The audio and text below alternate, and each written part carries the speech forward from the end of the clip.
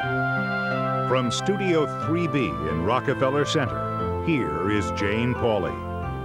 Good evening. If you saw a brutal crime being committed on a crowded street, what would you do? Rush to help? Wait for someone else to make the first move? Thankfully, most of us will never have to face such a terrifying test. But unfortunately, many who have failed. Here's Dennis Murphy. She hit this guy's car, just a bender. And he went to his truck and got a crowbar and started beating her car. It happened to Dortha Word's daughter, Dalitha, at 2 in the morning on a weekend last August. She was headed home after a summer night spin through Belle Isle, Detroit's popular island park, when she sideswiped a car and didn't stop.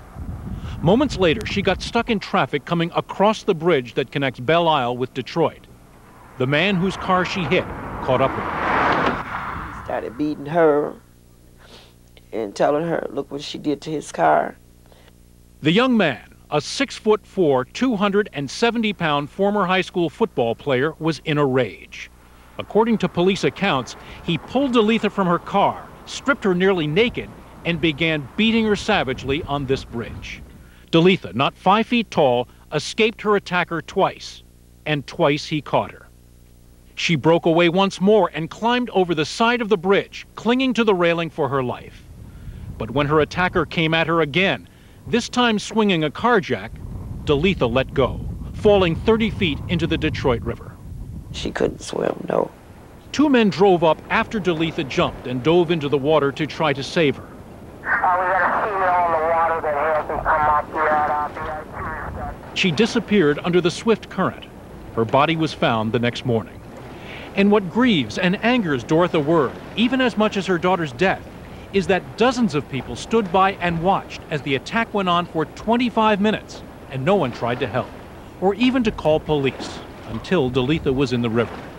Some of the bystanders had cell phones, and there was a police station just at the end of the bridge. The reason we know, Miss Word, what happened on that bridge, because there were people there watching, weren't there? Yes. People saw every bit of it. Yes. Cars were stopped, people got out of their cars? Yes. I can't believe it. It's something I have to live with for the rest of my life. Harvey Mayberry was one of the dozens of bystanders that terrible night on the Belle Isle Bridge. What was going on? He body slammed her to the concrete, he choked her, he hit her. You name it, he just practically did it. Mayberry and the others watched as the attacker held Dalitha out to the crowd and asked if any of them wanted a piece of her. Did you feel like you were watching a movie, maybe? A horror. That crowd would become notorious nationwide as the bystanders, the incomprehensible bystanders who watched and did nothing as a young woman suffered a horrific death. How could you just stand by, idly by, and watch somebody beat somebody like this and beat them, and you don't do anything? You don't even try to stop them. I mean, 35 or 40 people could have rushed him. They didn't even try to do that. I would never forget that night. I mean, and I'm always wonder, what if I'd have done this, if I'd have done that. But he did nothing, and neither did bystanders in a frightening litany of recent incidents. In Washington, D.C., 4 construction workers watched as a woman was mugged. In Los Angeles, 30 bus passengers just sat in their seats as their driver was beaten senseless. And in Virginia, 6 people stood by as a store clerk was badly beaten and left bleeding in a corner. No one even called police. When you hear tragic stories like Dalitha Word's and countless others like it, you might ask yourself, how could those people be so inhuman? And you might say to yourself, well, if I'd been there, surely I would have stepped in and done something. But would you? University researchers have been asking exactly that question now for decades, and what they found out about bystanders, like those people on the bridge, could cause you to disregard forever that old adage, there's safety in numbers. There's trouble in numbers. People tend to freeze each other and cause each other not to respond. Princeton psychology professor John Darley was inspired to run a series of experiments on bystanders by something that happened nearly 30 years ago.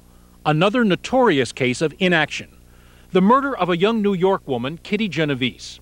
Genovese screamed for help repeatedly during the 35-minute stabbing, but no help came, even though more than 36 neighbors heard her cries from their apartments. The public was horrified, but Professor Darley says they shouldn't have been surprised.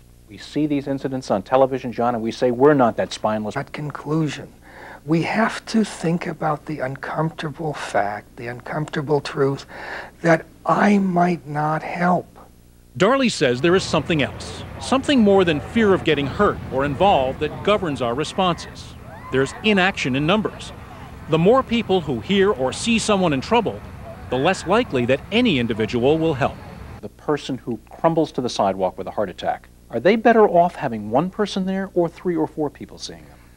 I'm afraid they're better off having one person there, because if one person is there, that one person knows if this person is going to get help, it has to come from me. This is all pretty standard stuff. To demonstrate his findings that people react differently in groups than alone, Dr. Darley and his colleague Jeff Stone put some students to the bystander test. They were brought into a video lab room under the guise of watching a tape and commenting on it. They'd be paid $10 for evaluating the tape. So that's sort of how this whole thing's set up. As the students arrived, they were walked past a man posing as a maintenance worker. 5 minutes into the videotape, the students would hear what seemed to be the man falling from his ladder and moaning, out of view around the corner. Our hidden cameras watched to see how they'd respond. At first, there's just one test subject behind our one-way mirror. Whoa! I heard this sort of cry or a groan, and I decided that it was definitely something that needed to be investigated. Very common single-person reaction. Single-person reaction. Nobody else. I gotta move. Another student, another crash. Whoa. The student has to evaluate what he's hearing and decide to help or not. Notice the poker face. Isn't that marvelous? He's helping me. He turned off the tape so he can go back and start the tape where it was while he's helping. What made you decide to act, to intervene? The fact that I was the only one there, I had to do something. Again and again in his research, Darley found that the overwhelming majority of people, when alone, help. You okay? He didn't answer when I asked him if he was okay, so I ran out. And at that point, I was really scared. I thought about what I'd do, and I thought I'd scream 911. But adding passive bystanders to the mix drastically altered the results. Watch what happens when Dr. Darley plants 2 people in the room, people who've been instructed not to react when they hear the crash. I thought, man, no matter how many people are in here, somebody's got to get up and go and check. The 2 men instructed not to react are on the left and right of the picture. So what happens to the man in the middle? As instructed, the Confederates look up, then go back to watching the videotape. The subject glances around, then goes back to his work, as the moans continue for 14 seconds. Emmanuel, did your brain tell you, here's a guy in trouble? Yes. You didn't get up? No, I didn't get up. Why didn't you intervene, do you think? Because of the 2 people on my sides. They did not react at all, so I figured they must know something that I don't know. The group dynamic kicked in. Even though there was no danger if a person answered the call for help, time after time the subject sat frozen when flanked by others who did not react. To go against the group is to say, all of you are wrong and I am right. And that's a hard thing for people to do. Watch his reaction. He seems to look to the others to help him evaluate what's going on. He doesn't budge. Now I know that I would be one of those people who you watch disgustedly on the news and say, why didn't they do anything? Thinking about it afterward kind of makes you feel like a sheep. You just feel like you're controlled by what other people do and you don't really have too much control over what you think or what you do. And that, according to Darley, is exactly what happens in most cases. People take their cues from those around them to decide how to act. If they're surrounded by poker faces, they are more likely not to respond. What makes some of us heroes and some of us sheep? More than we would like to think, coincidence, I'm afraid. If many other people are not acting, if my confusion, my puzzlement overwhelm me, then I'm less likely to act. Within me, there's the hero. Within me, there's the non-responding bystander. Also at play is a natural response psychologists call diffusion of responsibility. We tell ourselves that someone else will probably help, and will probably handle it better than we would. And not the least of it is the fear of making a fool of ourselves. We're stepping on stage not knowing our lines. We may embarrass ourselves, and we are intruding in a situation in which we may embarrass the people we intrude in. Are you okay? Dr. Darley says people alone help 80% of the time, but people in groups only 20% of the time, which means only about 1 in 5 of us would react as David Brown did, as he breaks the force field of the strangers around him. Whoa! The crash, 2 Confederates notice. You can't help but notice. He hears it, looks, and it's almost as if he's looking at a wall.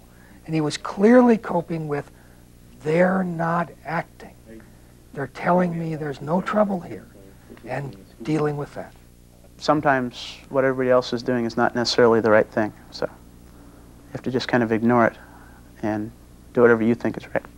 Good advice, but a highly unusual reaction. Dead opposite of what most of us do when we're just another face in the crowd. So what should we do if we get in trouble? If we find ourselves the victim, if we are the person on the sidewalk with a heart attack, and we see the people out there who might help, but their faces are just frozen like pottery, what do we do? Let's make clear that there's no ambiguity about what's happening. I'm saying I'm the victim. I really need help. Everybody, I really need help. And you, Mr. You, I'm looking you in the eyes. Will you please do whatever? Pick a face out of the crowd? Pick a face out of the crowd. That person knows the responsibility rests with him, with her. Dr. Darley says that just one person stepping forward in a crowd can transform the group from passive to active. The thing that haunts us, I suspect, is that might have happened on the Detroit Bridge. It is a question that haunts Harvey Mayberry every day. For the rest of my life, I'm going to have to deal with that. If I had done this, then maybe she'd still be here. But it took one person to step forward still, and nobody did. Nobody did. But I honestly believe if one person had to step forward, because I know I would have, but to be the first one, no. We can all find ourselves on that bridge, and we could all find ourselves not responding. But if we understand why that might be... Just yesterday, a jury in Detroit brought back a guilty verdict for the man charged with killing Deletha Ward. 20-year-old Martell Welch Jr. could be sentenced to life in prison.